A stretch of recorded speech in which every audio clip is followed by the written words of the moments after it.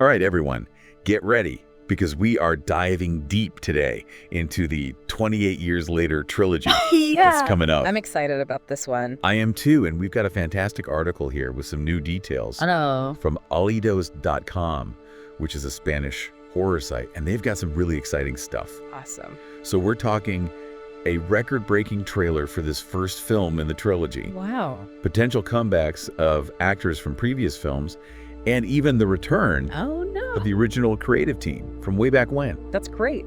I know, right? It's gonna be good. Yeah. So first of all, the hype is real for this film. I mean, the first trailer just dropped recently. Right. And guess what? It was the second most watched horror trailer ever in its first 24 hours. That's impressive. It is. That's got to tell us something about the anticipation for this Yeah. film, right? Yeah, I think it really speaks to the lasting impact that 28 Days Later had Right. on the horror genre. Yeah. I mean, people are still talking about that movie to this day, and I think, it was really effective at Yeah. building excitement, and they've clearly tapped into something that really resonates with horror fans, I think you're right. And speaking of the original, get this. Okay. Danny Boyle and Alex Garland, Oh, wow. the director and the writer of that first film, Yes. they're back No. for the first installment of this new trilogy. That is huge. I know. That's really big for the franchise. Huge get for the franchise. Their return could mean we're going to get, back to that gritty, realistic style that Right. made 28 Days Later so impactful. Yeah. It'll be really interesting to see what they do with it all these years later. Yeah, for sure. And here's another surprise for you. Okay. The second film Wow. in the trilogy is already done. What? I know, it's already filmed. Wow. And it's coming out in 2026. So fast. I know, right? And it's directed by Nia DaCosta, Oh. who directed the recent Candyman remake. Oh. Yeah, that's interesting. Yeah, that's really interesting. So, DaCosta's Candyman wasn't just like a straight-up horror movie. Right. It had a lot to say about some social issues. It did, yeah. So, given her talent for weaving those deeper kind of themes into horror, you have to wonder Yeah. if she's going to bring a similar approach to 28 years later. Right. So will she explore, how this island community that the new film focuses on reflects, current societal anxieties? Right. How isolation and fear Mm-hmm. can mutate not just a virus, but people themselves? It's a good question. It is a good question. Yeah. I love that you're bringing up those deeper themes. Yeah. It's what made 28 Days Later so much more Right. than just a typical zombie movie. Yeah, for sure. But let's talk about the elephant in the room here. You okay? Will we see Cillian Murphy Oh, man. back as Jim? Come on, Jim. The article mentions a surprising comeback, All right. and the producer, Andrew McDonald, hints at Jim's presence in a future installment. It's interesting. So it's not clear if he'll be in the first film, Okay. but, He might be in the second film, maybe. maybe the second or the third. Yeah. So what do you think? I mean, Cillian Murphy coming back, that would be a huge draw for fans. Oh, yeah. I mean, wouldn't it? Huge. But it could also be a little bit risky. How so? Well, Jim's fate was left deliberately ambiguous Right. at the end of 28 weeks later. Right. Remember that. Right. So bringing him back might kind of undermine the power of that ending. That's true. The sense of finality that it brought. Yeah, you don't want to mess with that too much. Right, exactly. Yeah. And remember all that speculation Yeah. about the Empire magazine cover? Mhm. There was a zombie on it, Right. and some people thought it was Cillian Murphy. Oh, yeah, I remember that. That turned out to not be true. Sadly, it wasn't. It would have been a twist, though. It would have been a good twist. It'd have been cool. Yeah. So let's get into the nitty-gritty of this trilogy. Okay, let's do it. It's been 28 years since the rage virus outbreak. Right. The world is still under quarantine. Wow. This time around, the story focuses on this community of survivors Okay. that live on an island. Interesting. They're connected to the mainland by a single road. It's heavily guarded. Oh, that's a good setup. I know, right? Immediately raises some questions. Yeah. What's going on over there? Why is it so heavily guarded? Yeah, exactly. And the article says the story kicks off when one of these survivors ventures to the mainland Okay. and uncovers secrets that have mutated not only the infected, but other survivors as well. Ooh. okay. So this whole element of mutation, Yeah. it's fascinating, right? It is. It suggests that the virus is evolving, is Right. becoming even more unpredictable Yeah. and terrifying. Which is scary because it was already pretty terrifying. Yeah, exactly. So what's it going to be now? I know, right? 28 years later, it's got to have mutated somehow. And if it's affecting the survivors in unpredictable ways, Right. It just introduces a whole new level of distrust and paranoia definitely. because you don't know You can't trust anybody. who to trust, right? Yeah. And speaking of trust, we've got a stellar cast lined up. Okay, who do we have? For this first film, we've got Jack O'Connell, Nice. we've got Jodie Comer, Oh, she's great. we've got Aaron Taylor Johnson, Oh, wow. and the one and only Ralph Fiennes. Wow, what a cast. That's impressive. That's a really good cast. So what do you think about these casting choices? I mean, each of those actors brings something really special Yeah. to their roles. Yeah. Jack O'Connell, known for those raw performances in films like Unbroken, Right. he could really embody, the struggle of survival in this world. Yeah, He's got this physicality and emotional depth. absolutely. I think it's going to be really interesting to see. Yeah, I agree. And then there's Jodie Comer. Oh, she's fantastic Good. at playing characters who are both vulnerable and strong. Yeah, which feels perfect for this world. Perfect. Absolutely. I mean, think about Killing Eve. Yes. She was incredible in that Yeah. she's so talented at portraying these characters Uh-huh. with hidden depths and Yeah. complex motivations. Oh, I can't wait to see what she does in this film. Me too. And then there's Aaron Taylor Johnson. Yeah, He always brings this unpredictable energy to To- every role. definitely. I mean, from playing a superhero in Kick-Ass Right. to a troubled soldier Yeah. in Nocturnal Animals, Yeah, he really goes there. he does. He's shown he's not afraid to delve into the dark side Yeah, of human nature. for sure. So he's going to add a layer of unpredictability Yeah, to this cast. definitely. You just never know what he's going to do. Right, and that's perfect for a film like this where the rules are constantly changing. Exactly. You never know what's coming next. It's true.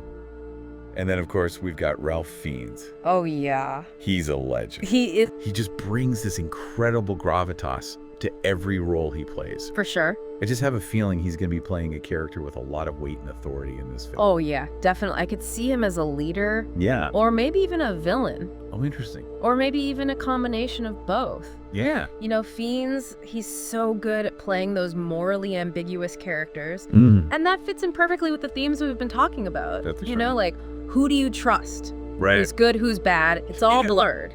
So we've talked about the impressive cast. We've talked about this intriguing new island setting. Yeah. But what about the world itself? Yeah, It's been 28 years since the events of 28 weeks later. right. What kind of changes do you think we might see? Well, if the article is anything to go by, Yeah. it seems like the rage virus has continued to mutate and Right. evolve Yeah. over time. Okay. It's not just about those mindless, fast-moving infected anymore. Oh, really? The article hints at new, more terrifying forms Oh. of infected. What could they be? I don't know. It's kind of exciting, though. It is exciting. It could be truly unsettling. I know. What do you think these mutations look like? Well, I don't know. I mean, are we talking even faster? Yeah. Stronger infected?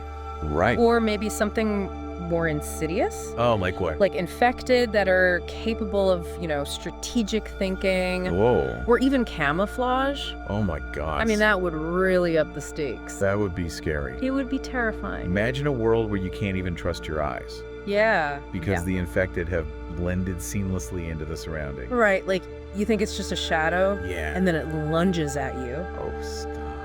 I know. I'm getting chills. I know. It's creepy, right? Psychological horror element of that would be intense. Oh, yeah, for It sure. wouldn't just be about running and hiding. Right. It would be about constantly questioning everything you see, Absolutely. trying to figure out, Is that a person or is that an infected? yeah, friend or foe. Yeah, it'd be a nightmare. I can't even imagine the toll that would take on the survivors' minds. Right, it would be a lot. Like, how do you even function in a world like that? Exactly. And the article also mentioned mutations affecting the survivors themselves. Oh, right, yeah. So it's not just a physical threat anymore. Right. It's something that's like permeating their very being, Wow. changing them on a fundamental level. That adds a whole other layer I know. of complexity and horror. Definitely. It's like, what are the long-term effects Yeah. of exposure to the rage virus. Right. I mean, Are these mutations purely physical? right. Are there psychological changes happening too? Yeah. Are these survivors developing new abilities? Right. Or are they losing their humanity bit by bit? It's so disturbing. I know. Makes you wonder, like, who are the real monsters? Exactly. Are they the infected? Yeah. Or are they the survivors who are slowly losing their humanity? It really blurs the lines. It does. It's a great way to explore these big themes, though. Like, Yeah. what does it mean to be human? Yeah.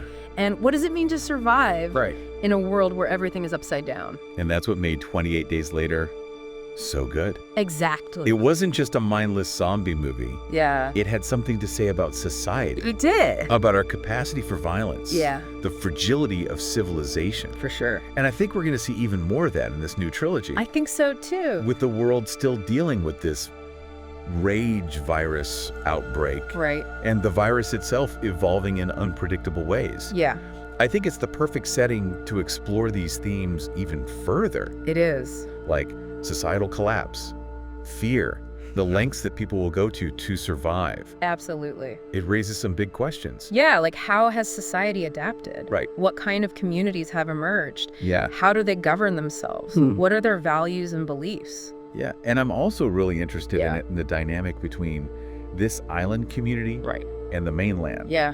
What kind of relationship do they have? Exactly. Yeah. Is there trade? Yeah. Is there conflict? Right. Are they totally isolated? Yeah, good point. The article mentions the road connecting them is heavily guarded. Yeah. That suggests a lot of tension.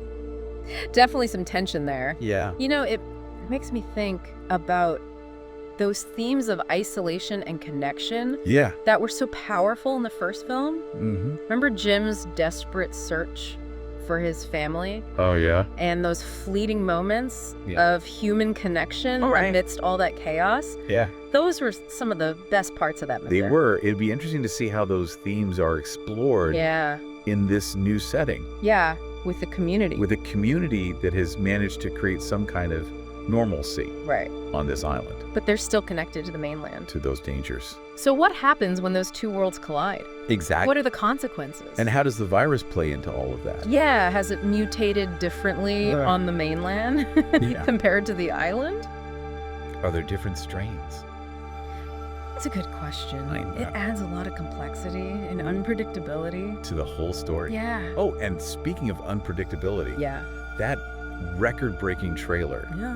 I was so struck by the visual style. Oh, me too. It had that signature Danny Boyle flair. It did. You know, the quick cuts, Yeah. the intense close-ups. The jarring sound design Yeah. just sucks you right in. It felt both familiar Yeah, and fresh I agree. at the same time. Oh my. And there were some truly breathtaking shots in that trailer. Oh my gosh, yes. And the glimpses of the mutated infected. Oh, yeah. So terrifying. I know, it felt like they were really pushing the boundaries Mhm. of what we've come to expect from 28. I think so too, both visually Yeah, and thematically. absolutely. And there was this one shot in particular that I just can't get out of my head. Oh, what was it?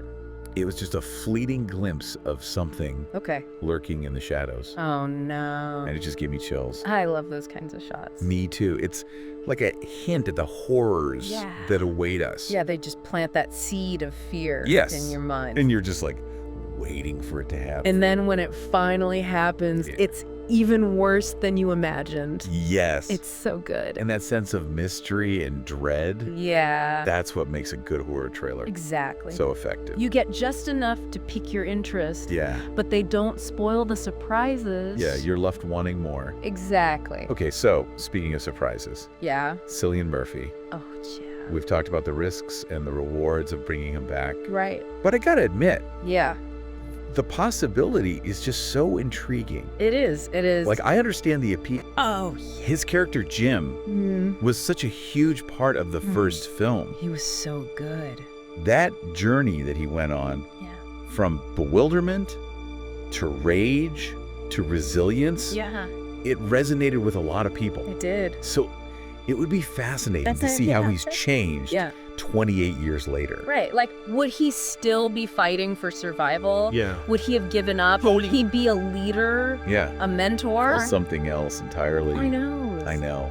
I mean, One thing's for sure. Yeah. If he does come back, Right. he's not going to be the same Jim that we Yes. saw in the first film. Right. He'll be older, Yeah. scarred. Yeah. He'll be carrying a lot of baggage Yeah. from those experiences. So the question is, Yeah. how have those experiences shaped him? That's the big question. I guess we'll have to wait and see. I know. I can't wait. But the fact that the producer hinted Yeah. at his return, Yeah. even if it's not in the first film, suggests that he'll play a pretty important role Yeah. In this trilogy. if you're going to bring him back. Yeah. It's got to be for a reason. And his absence from this first film, Yeah. I think it could be a deliberate choice. Okay. You know, it allows them to introduce these new characters, Right. establish their world Yeah. without having to rely on nostalgia. Yeah. It's true. So it gives them space to build a fresh narrative, Yeah. explore these new themes Right. before they bring Jim back in. It makes sense. And it also creates a sense of anticipation Oh. Yeah. for the audience. Yeah. You know, if and when he does appear, it'll have a much greater impact For sure. because we've been waiting for it. Yeah. It's smart. It is. I think it's a smart storytelling move. I agree. It keeps us guessing, Mm-hmm. invested in the larger arc Yeah. of this whole trilogy. I like it. And it speaks to the confidence that the filmmakers have in this new story Right. and these new characters. Yeah, they're like, we don't need Jim to make this movie good. Exactly. We've got a great story. Yeah. We've got great characters. This is going to be awesome. So, with a world ravaged by this mutating virus, Right. this new community, Yeah.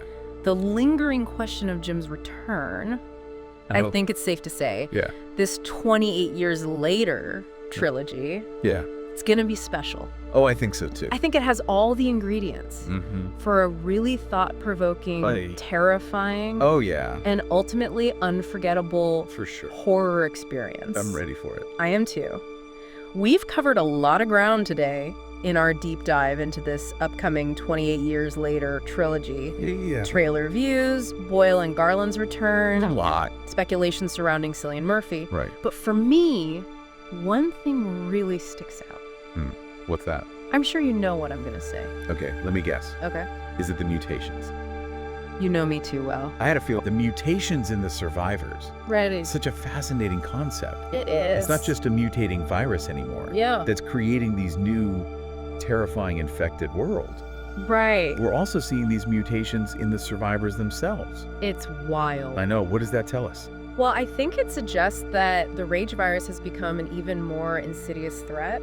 Yeah. It's not just a physical danger anymore. Yeah. It's something that's kind of woven itself into the very fabric of their existence. Wow. It's changing them Uh-huh. on like a cellular level. Yeah, they're not safe anymore. No, the world they live in. Yeah. It's not just dangerous because of the infected. It's dangerous because the line between Yeah. human and monster has become blurred. And that's what makes it so terrifying. Oh, yeah. It's not about just surviving those infected. Right. It's about surviving the world itself. It's true. A world where the air you breathe, Yeah. the water you drink, Even the people you're with. yeah, could be carrying this virus Yeah. that could mutate you. That's a scary thought. So scary. And it just raises all these questions about what it even means to be human anymore. Yeah, at what point do Yeah. these mutations stop being physical changes and start affecting their minds? Right. Their personality. Their souls, even. Yeah, and that's what's so fascinating to me. Yeah. It's not just a zombie movie. No, it's so much more. It's a story about identity, Right. about the limits of human endurance, Yeah. what we're willing to sacrifice Uh-huh. to survive. It's deep. It really is. Yeah. And the article mentions that the mutations in the survivors, Uh-huh. they might not be just physical. Oh, no. They could be experiencing psychological changes too. So it's like, Yeah. imagine a world where you can't even trust your own thoughts Oh my God. and emotions Yeah. because you don't know if they're really yours Right. or if they're a product of the virus. That messes with your head. It does. The psychological horror Yeah. is intense. It's like the virus is working on you Yeah. from the inside out. Exactly. Attacking you on multiple levels. Oh, that's a good way to put it. And think about what that does Yeah. to their community. Right. Like, how do you trust anyone? You can't. If you don't know Right. if they're still fully human. Yeah. Is that outburst of anger Right. from your friend or a loved one Yeah. just a normal reaction? Or are they turning? Or are they infected? Yeah. It's terrifying. That's a recipe for disaster. It is. And I think this trilogy, Yeah. it has the potential to really explore all of I this. think so too. It's not just about the infected. Yeah. It's about the psychological Right. and societal consequences exact of living in this world. where humanity is under attack. It's almost like the virus. Yeah. It's like a metaphor. Yeah, I see They're that. for all of our anxieties, Right, our uncertainties, that we're facing right now. fear of disease, the breakdown of society, Yeah. erosion of trust. Mhm. These are all things Yeah, that we can relate to, absolutely. Especially these days. especially now. Yeah. And this is what makes this franchise Yeah. so much more than just a zombie genre. Totally. It goes deeper. It does. It taps into something primal, Oh. something universal. Yeah, it makes you think.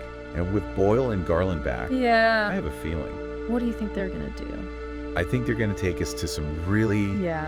dark and unexpected places. Oh, for sure. They're not afraid to push the boundaries. Yeah. And they're masters of atmosphere Oh, yeah. and tension. Absolutely. And finding those moments of humanity Yeah. in the midst of all the horror. Yeah. It's going to be good. I'm ready for it. I am too. Bring on the rage. Well, there you have it. Yeah. Our deep dive into the 28 Years Later trilogy. So much to be excited about. Oh, yeah. Thanks for joining us. Yeah, this was a good one. We'll be back Definitely. with more analysis and speculation Yeah. as we get more information. Can't wait. But until then, stay curious out there. Stay safe. Keep your eyes peeled for those You infected. never know where they'll pop up. You never know.